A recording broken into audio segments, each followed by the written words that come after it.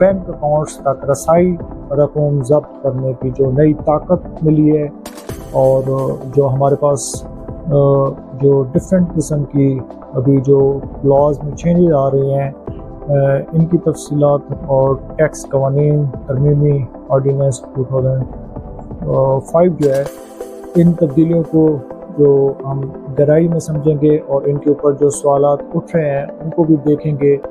और ये वाले जो इक़दामात हैं, पाकिस्तान में टैक्स निज़ाम में बड़ी तब्दीली है।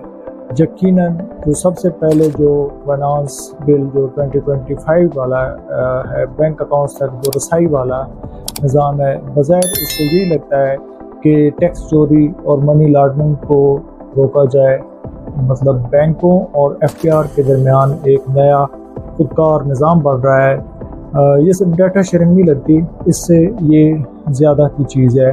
ये एक मरबूत निज़ाम है जिसके तहत ज़्यादा से ज़्यादा जो ख़तरे वाले अकाउंट्स हैं रियल टाइम में निगरानी हो सके, और अगर कोई मशकूक लेन देन नज़र आता है उसके ऊपर फ़ौरन कार्रवाई मुमकिन हो।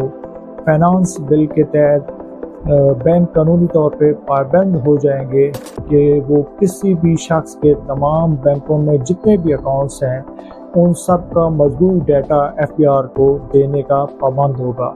मतलब एक बैंक की पूरी माली तस्वीर जो है ना उसको देने के पाबंद हो गए, ताकि वो मुआवजा कर सकें जो आमदनी ज़ाहिर की गई है वो असल बैंकिंग सरगर्मियों से मिलती है या नहीं है, और बड़ी ट्रांजैक्शन और गैर मामूली सरगर्मियाँ वो सब इसमें नज़र में आएंगी, और जो छुपी हुई दौलत है उसको सुराग लगाने का भी ये मकसद है।